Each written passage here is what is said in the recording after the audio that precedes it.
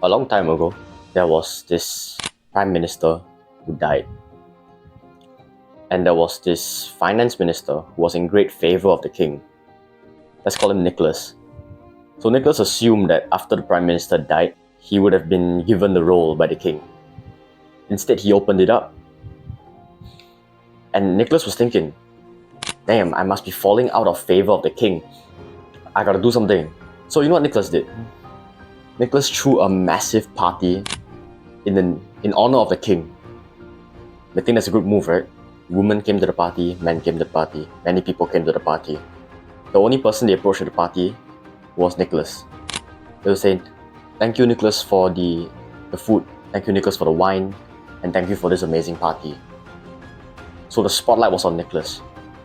A few nights later, Nicholas was executed for embezzling funds from the kingdom's treasury. Now why was that?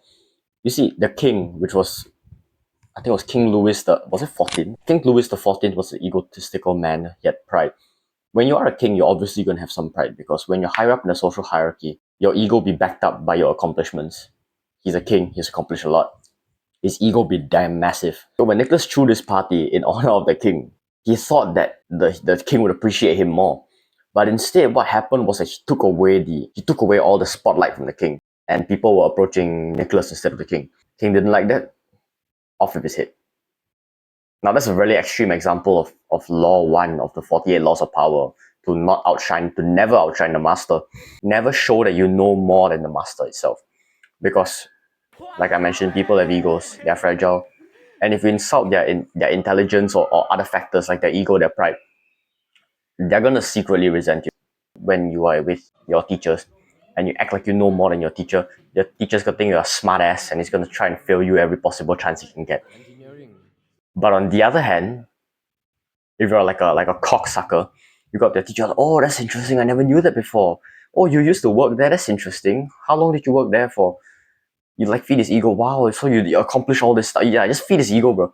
You feed your teacher's ego, teachers go like you more. Suddenly, I don't know, your homework assignments have a longer due date when you don't hand out or some shit like that. However, I must add something interesting here though. You cannot be too direct when you're feeding someone's ego, like I mentioned just now. Because if you are too direct, a lot of people are going to be able to sense that you're trying to flatter them rather than being genuine. So when you are trying to flatter them, be actually genuine. You're going to come across as a teacher's pet.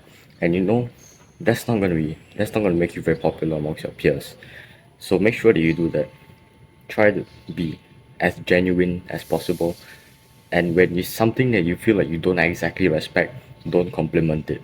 That's the tip I can give you here. When you make people feel good, you feed their ego, you will be rewarded. But if you outshine their ego and you insult their intelligence, they're going to resent you. And usually the master will have more power than the apprentice. When you're the apprentice and you outshine your master, he has more power over you. He controls, let's say, your salary. He controls your grade. Think about it. Do you really, really want to insult that person's ego? Nuh-uh. Hell no. I actually had this one time where my teacher was telling me about him going to UK to study. And he was saying like, oh, there's people with knives and stuff. And obviously I knew that shit. But I was like, oh, really? There's knives? And yeah, act a little bit stupid. The teacher-student dynamic. The teacher's supposed to teach the student. And the student's absolutely clueless and doesn't know what's happening. But he's interested to know. That's like the perfect way that you can use it. I mean, if you're watching this, you're probably a student. And what's interesting is that they don't teach you this stuff in school. And it actually kind of pisses me off to know that this is such an important thing, because you do it wrongly, you're going to end up like Nicholas with your head gone. I mean, in this world, it's kind of difficult to get your head gone, but you can very well get your payment cut. You can get your salary cut. You can get your grades cut if you don't know how to use this rule properly. So that's what I'm going to do. In this particular series, which I call Series 48, I'm going to explain each and every one of the 48 laws of power in the 2024 context. I mean, as of recording this is 21st December 2024.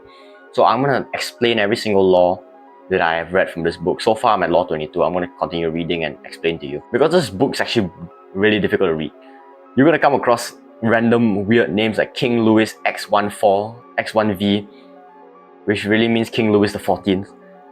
And you're going to I have a lot of interesting terms that you never heard of before.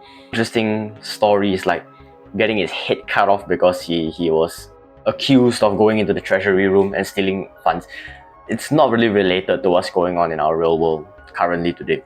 Although the principles remain exactly the same, I'm going to explain it to you in a way that both you and I can understand in our layman terms of 2024 shit.